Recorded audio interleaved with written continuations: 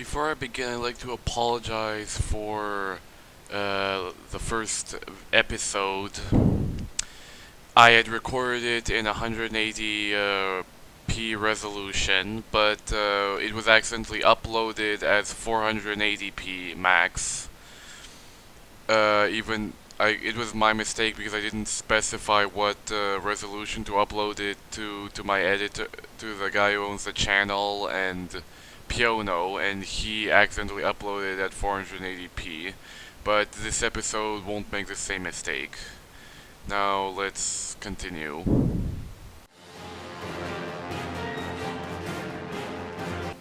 So we're back after that previous mishap where I died without any air. So yeah, that shows just how important marriage and having children is in this game. Because if you mess up like I did and you didn't have any children, then it's game over. That's an important lesson. I mean, this is a dynasty simulator, and if there's no member of your dynasty to continue playing as, and you're dead. Game over. So now let's just try to avoid making the same mistake. Fortunately, the event that killed me, the assassination, it shouldn't pop up again because it's random, so likely the same chain of events won't play out the way it did in the last episode. Let's just look at the religion tab for a sec. And we're starting. So you can see I'm actually kind of near the Baltic areas, this area, such as Stalingrad, that at Bay, that estuary where Danzig and the Russian city of Kaliningrad is, used to be occupied by this Baltic tribe called the Prussians. That's what Prussia's named after. Okay, so let's try to let's look at some of the options we have. Currently, I'm scheming, so I should discover plots better. My wife is fine. Fortunately, it auto-saved right before I died, so I lost only a week, 2 weeks of progress in-game. Now we're just waiting, I guess, for the... Yeah, I have no air. That's why I need to get an air quickly. That's why I select the family focus.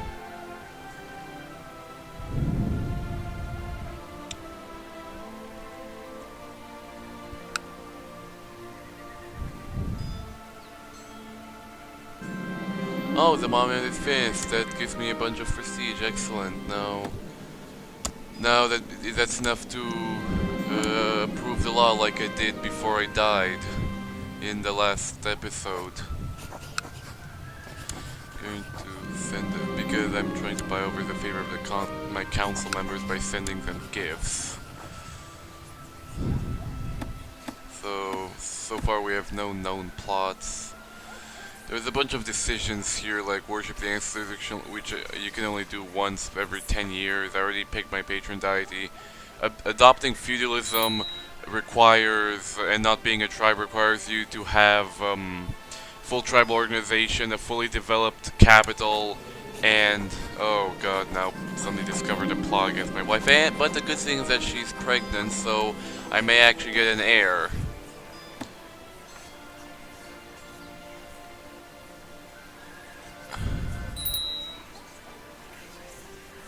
And apparently someone also plotted to embezzle against me.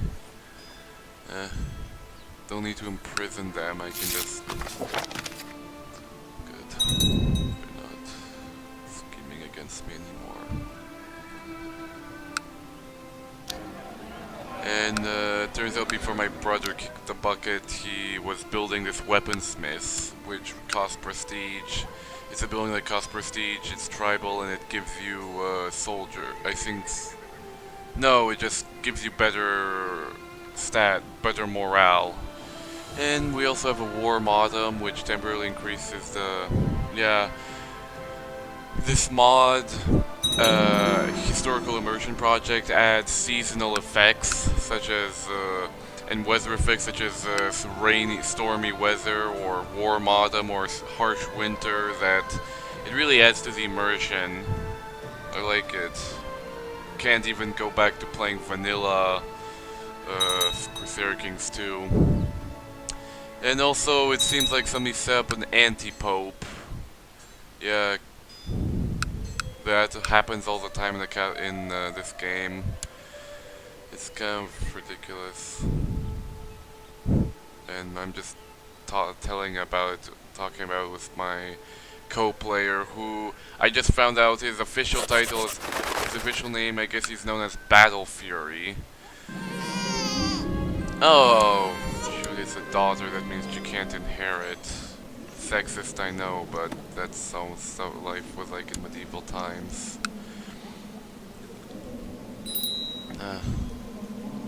And for some reason... Oh yeah, and it turns out I was bankrupting my realm because I had my troops raised, and so I decided, you know, I'm just going to go raid my neighbors to get money. Tribals can do that. It's kind of the main way you get money if you're a tribal, because your lands are poor. Yeah, so you see I'm taking loot from the loot bar in this province I'm sieging down, and I'm raiding. Eventually, I'm just going to wait until I can, until the siege is done, because once I'm done sieging, I can actually raid the part of the loot that's protected, that's blocked off by that strip. So the siege is going to end pretty soon, and I'll get a bunch more money.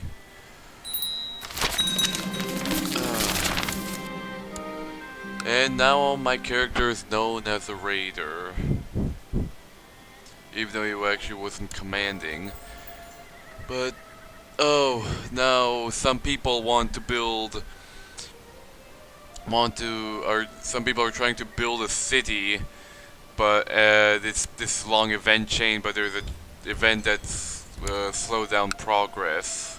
That's actually very important to start building up a city, because you know tribes are so poor. You need to start, and when you become feudal, you don't. Basically, how it works is that non-tribal provinces have various holdings, such as castles, cities, churches, that have different specializations. But the problem is that when you start as a tribal, you only have a tribal holding, but that tribal holding only converts. You only have only converts to one, and so that means that you have, once you're feudal, you have this empty provinces that you have to manually build all of the holdings yourself, which can be very expensive. While feudal provinces already start out with multiple holdings. So it's good that there's an event that will build a city, because it will save me money and I won't have to build so many holdings manually. Now it turns out I just lost a bunch of prestige so they could keep building the city. Let's see if I can level up some technology. Yeah, I'm going Majesty because it increases my rate of gaining piety. Prestige, I mean.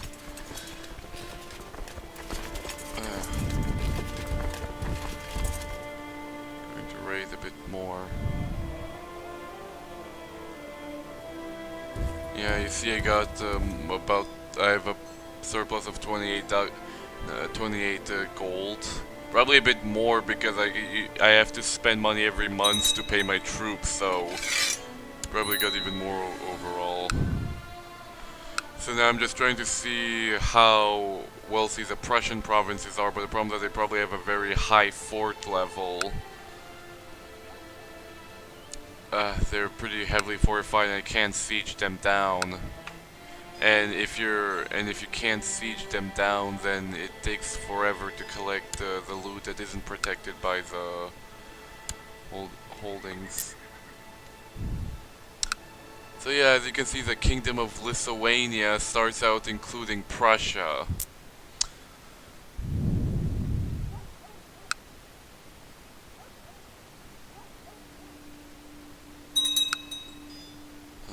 Just looking at my provinces. So it turns out, I guess I also have a nice... Oh, I had a long winter. No.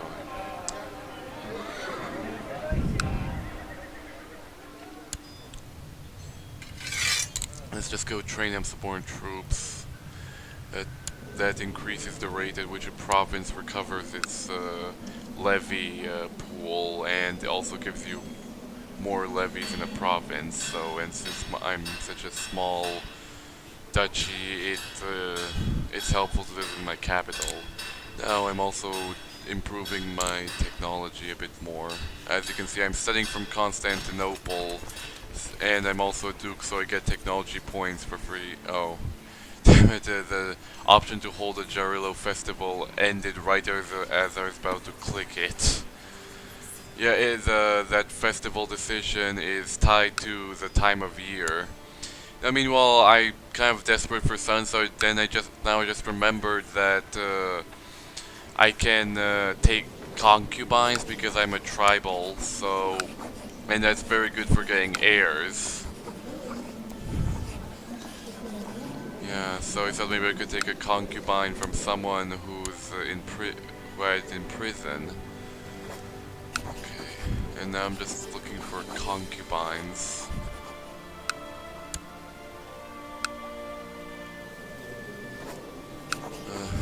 There is one available in my realm who is quick. She has the quick trade, which is genetic, and it has a chance. And now there's a chance that my children might have the quick trade. Well, I mean, at least the children that I have with that concubine. And my capital's prospering because it's this.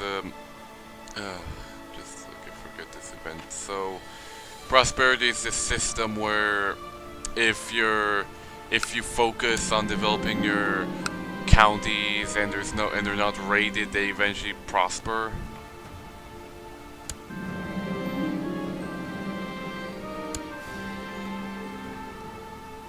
Just looking at some of the neighbors.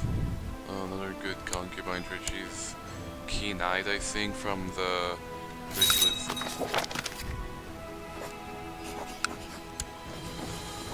Wanted to get more concubines. There's one.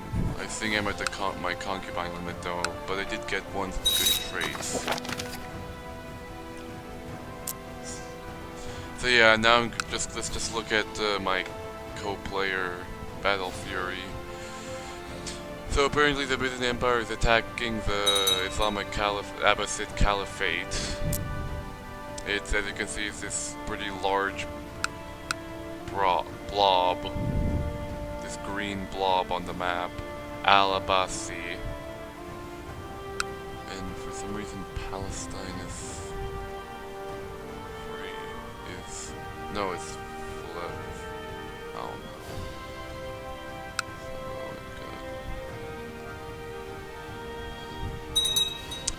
yeah, I mean, right now the Arab world is pretty well developed. Because, you know, the whole Islamic Golden Age and all, but most of it, I mean, most of its development is in Mesopotamia anyway, but I was just trying to look for Jerusalem and trying to see where it is, but I had a bit of trouble finding it.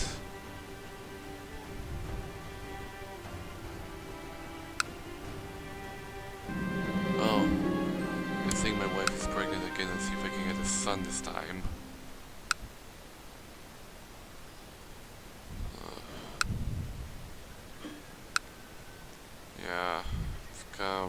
Yeah, if I was smart, I should have just typed in Jerusalem into the province finder, but I guess I was dumb.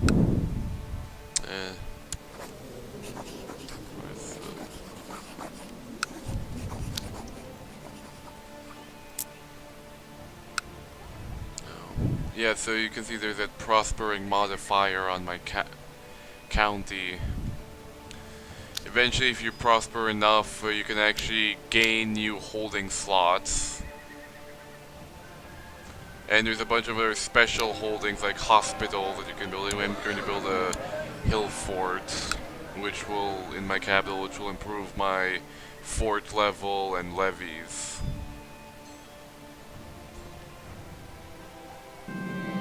And also my concubine is pregnant, which is excellent. Getting a nice amount of children. The only problem is if I have too many male descendants, then the problem is there's this policy called Gavelkind. Anyway, just looking at my OP co-player. So also got a chance to invite a famous goldsmith to my court, which is good because they can create this fancy set of jewels, but it turns out with this crown jewels.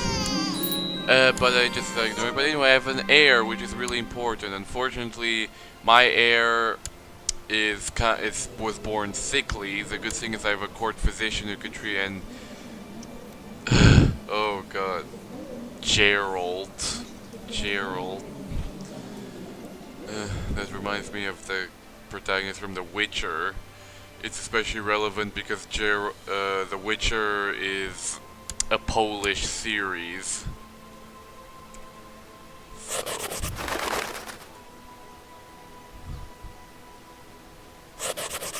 Gerald.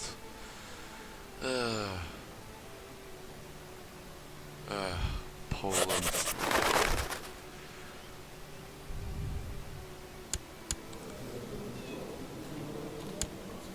No. The sad thing is I'm just worried he might not survive. Now to say a new ambition, I'm not, my character isn't really a conquering type, so I guess we'll do something more domestic, such as seeing the realm prosper, so I just have to be peaceful for 5 years. And now I'm going to start to focus on rulership, which will give me more stewardship, and it will give me a chance to get some good events.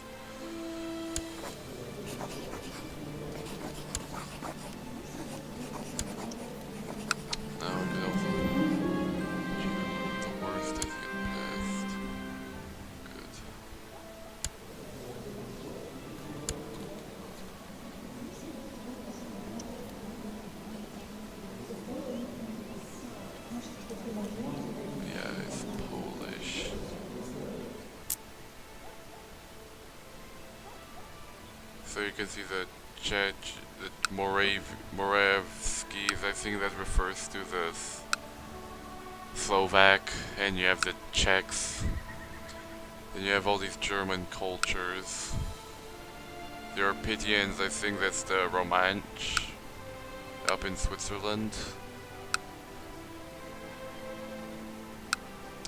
So it turns out East Germany is still Slavic. You have the Wends, and good thing I have another son. Anyway, but so, oh god, and my son, my heir died, so now I have my second-born as my heir. A witch, burner. And I'm ambitious, which is great because ambitious gives me a bunch of bonuses and also gives me a better role-playing excuse to do stuff. Because I like to role-play my characters within reason, of course.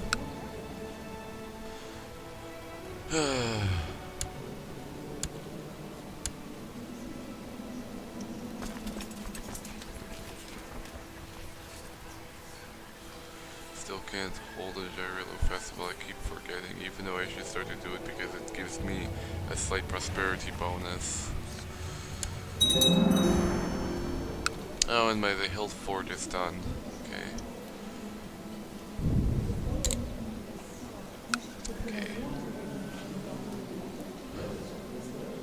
So, maybe I should have just taken the business focus because it gives you a nice event to send the trade route.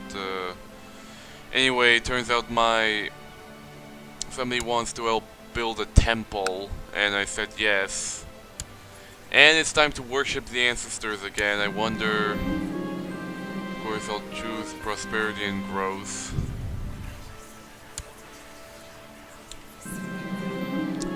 I'm not going to. So I guess it turns out I'm just going to sacrifice one of my courtiers.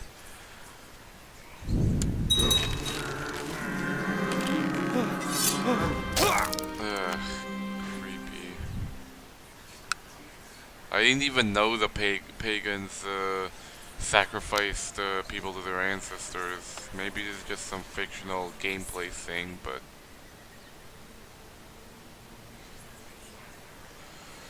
Yeah, so as you can see, doing stuff like holding festivals slightly increase the prosperity of your capital, so that's why I'm hosting the festival. Okay, more Jarilla events. Oh, of course the shaman's the one who represents him.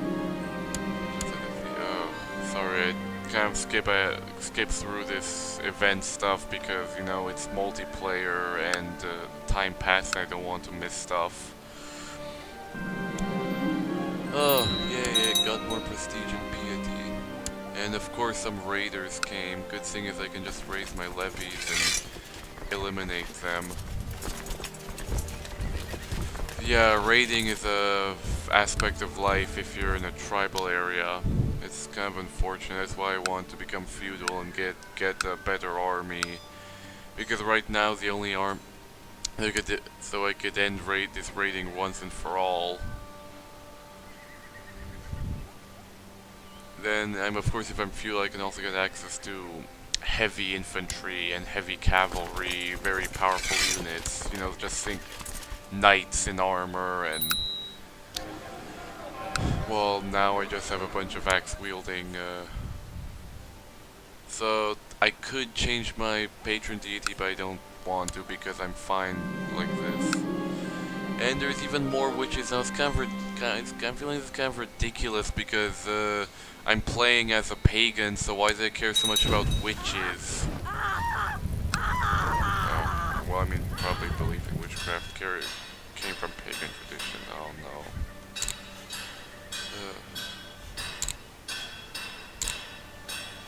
Get my tech. Oh, actually I wasn't studying technology in Constantinople. Whoops. Also, my concubine and I are both followers of Jarillo, so it's just these nice events. Ooh, jeez, harsh winter. That's nasty. Yeah. I'm just saving up my money for the next building I can build. And saving up my prestige for going feudal. Because once you're feudal, you don't need to spend prestige on any building. You can just spend gold to upgrade the levy size or.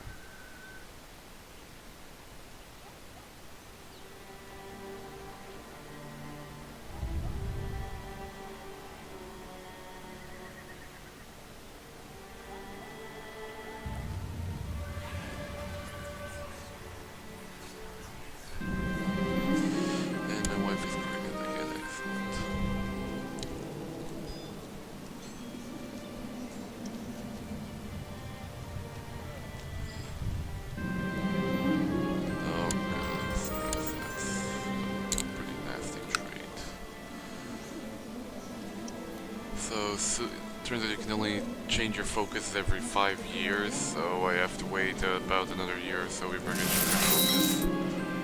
And this is a really stupid event. I just lost a bunch of 75 ducats gold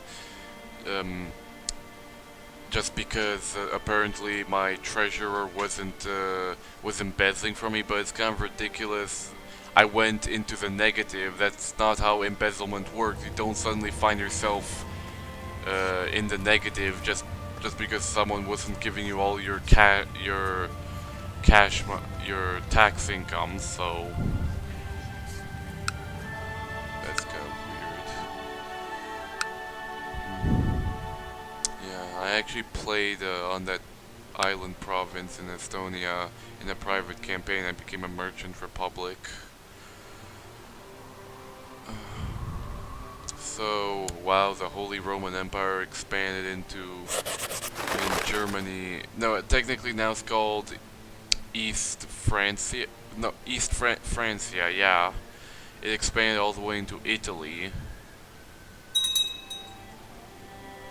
Guess they're trying to reform the Charlemagne Empire. And I got another son. Oh, but now the guy who was building a new temple died. Oh, guess I also had twins.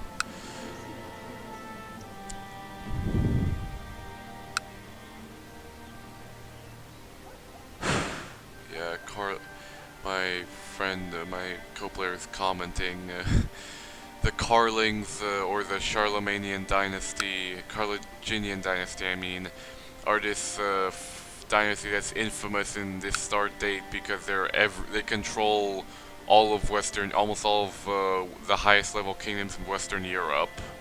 And it's really hard for you to expand because the Carlings are so powerful. However, it turns out, fortunately, their heartlands are beset by a nasty plague. Weird, they made Milan their capital. And Bulgaria is looking pretty strong, if I say so myself.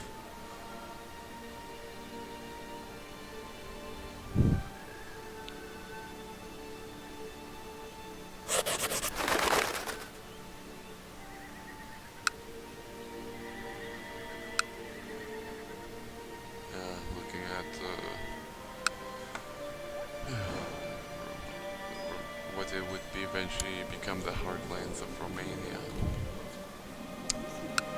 It's weird, the Bulgarians started out as a nomadic group, but eventually they became Slavs. For a weird example. That's why the Bulgar Empire is so large, because it was founded as a nomadic group.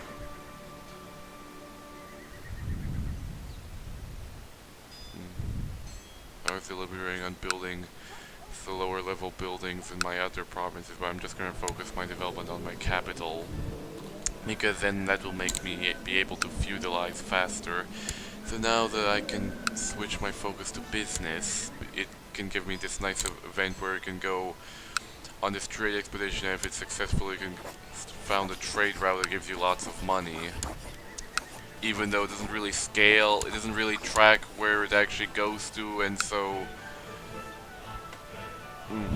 it's not really that. There's no real not much of an economy in this game. Anyway, apparently there's rumors that some people are trying to kill me, so I'm going to go into hiding for a bit because I'm kind of having PTSD from the last time that I was threatened with death, so.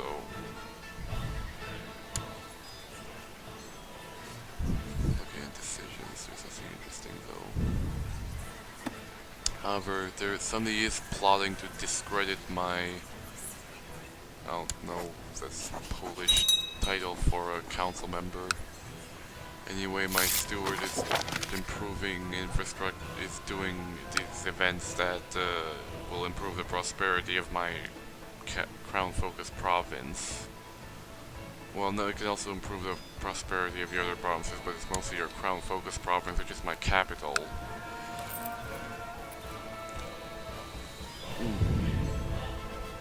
Wow, Verona is really expanded. And the Avars are still controlling Hungary. The Het Magyar are the Hungarians before they migrate over the Carpathians. They're still kind of nomadic, but in this they're kind of emulated as just tribals who have this special decision that to invade the Carpathian Basin. In vanilla Crusader Kings 2, they start out as actual nomads who have this special and nomads have this special ability to conquer. I don't know, I just kind of prefer it like that because it's more dynamic. It's not like one group just gets this magic event railroading. It's in vanilla theoretical Hungarian conquest of the Carpathians were derived from the mechanics and not from special decisions. Looking at Finland, some of the names are kind of ridiculous. Like Usima, Harju. And yes, I know that's in Estonia, but Estonia is Finnic, so Wow. What's it called? Navara, which is Basque County, is pretty looking pretty nice.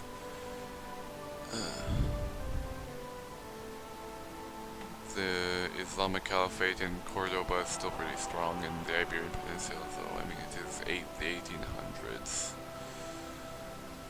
Of course, England is just this mess. The north is under the Danelaw, while Wessex is becoming more powerful in the south.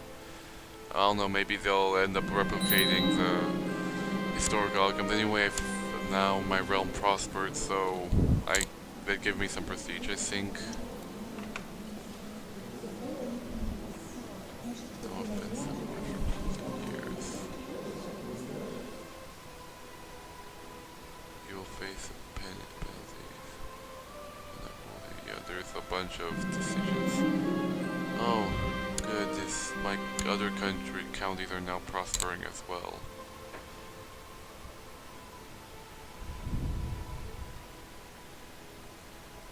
I'm just trying to find a nice decision. Not decision, I mean ambition. So I thought, let's try to conquer a neighbor or two to expand. This isn't really an military character, but I'll just have to expand one way or another if I want to form Poland.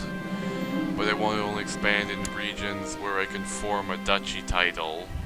I don't want a realm that's divided where duchy titles cover other realms as well. I mean the de jure duchy borders. I want...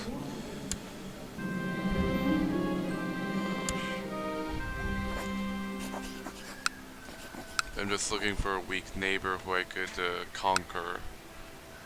Fortunately, pagans have this have this special Cautius Belli that they can use. Basically, they can attack an entire realm and conquer it once within their lifetime. It's pretty impressive, but I mean, it costs prestige to use, and it only works once a lifetime. It kind of simulates that in tribal areas, warfare was more common than in feudal areas.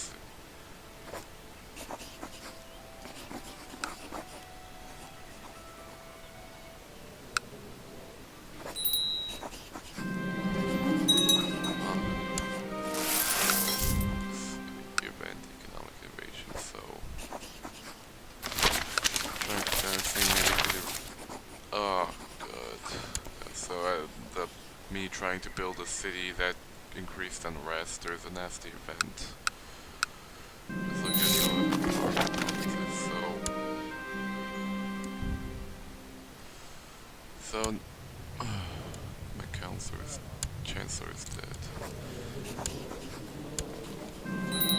So now I'm going to go out of hiding anyway. I'm going to try to raise my son to be more military oriented.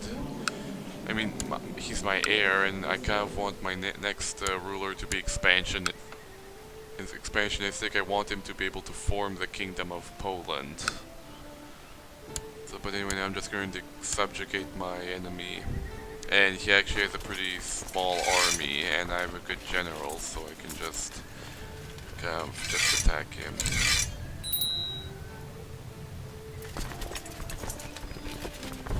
Let's just gather all my armies together, preferably a bit far away from the enemy army, so they can't just destroy my armies while they're divided.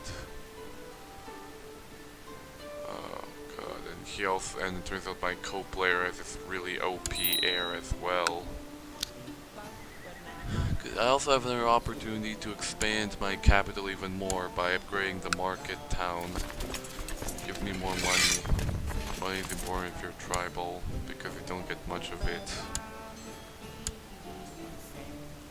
I could technically go command a flank myself, but I prefer to have some other people do it.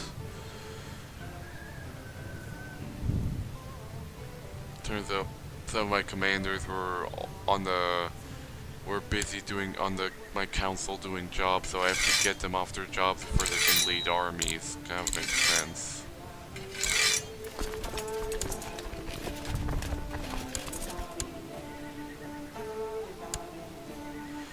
So yeah, I guess I was kind of acting like a coward and put my ruler in command of a flank.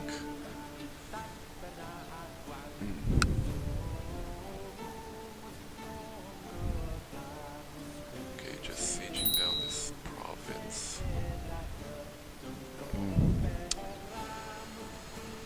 I don't know, maybe once this war is done, I guess I'll just end the episode there. But I'll still, the session will still keep going on, that's just the dividing point between episodes.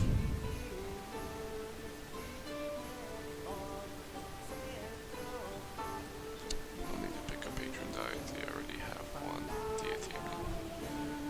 And my co-player has been expanding in the Trebizond region. Sorry, I keep mispronouncing that. And my wife is pregnant again. This is kind of getting a problem because I already have an heir, and if she gives birth to a male, that means that might divide my realm even further once I die because of Gavelkind. Turns out, I was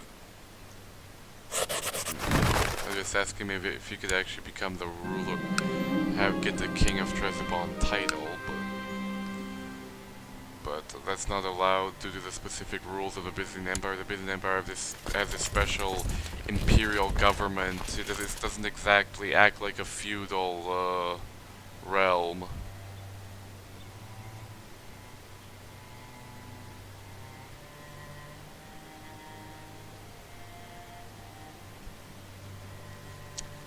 I'm just sieging on all these provinces. I'll get some grabs to it.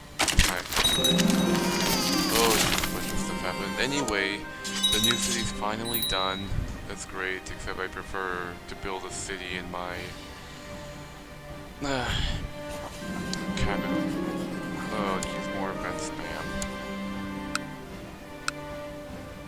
So yeah, become friends, and I need to appoint someone as the mayor, I guess, of the city. So there's the create new vassal button, and I have another son, which is not good because of Gavelkind. Now once the siege is done, I guess I'll have to go.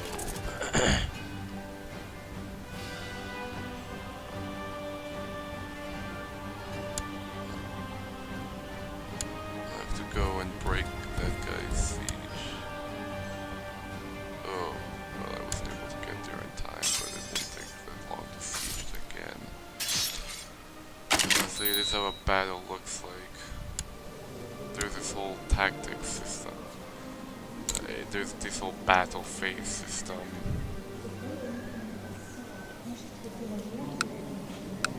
I'm just trying to see how to tutor my children out. I guess I'll raise this son up to be more of a diplomatic kind of character. Yeah. Go diplomat. No, actually I'll make him into a spy master because, you know, he has pretty high base intrigue. But there's no one's qualified to be a spy master, and I'll try to find someone, well, yeah, that's a special character. It's used by the mod. ISIS was used by the Historical Immersion Project mod for events. I'm trying to find someone with high intrigue to educate my son, but no one was willing to join my court. It's kind of a problem.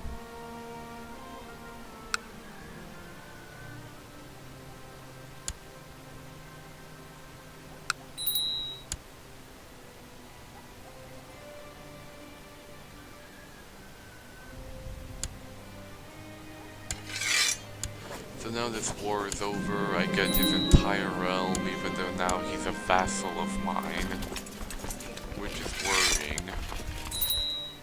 I mean, he's just a count level vassal, but...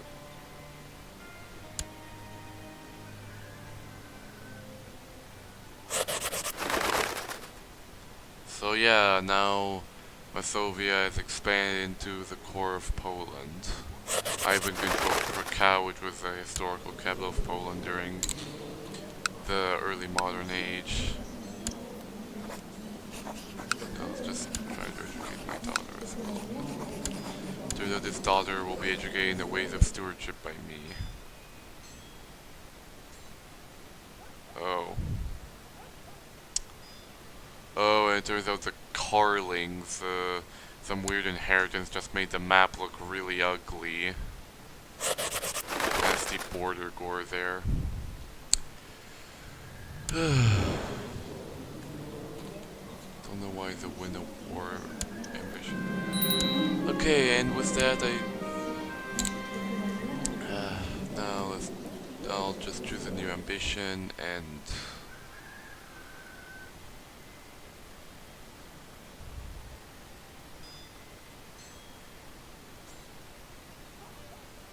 let's see.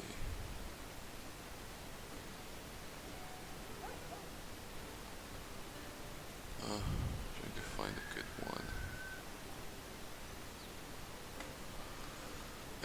I'll just go grow my hair.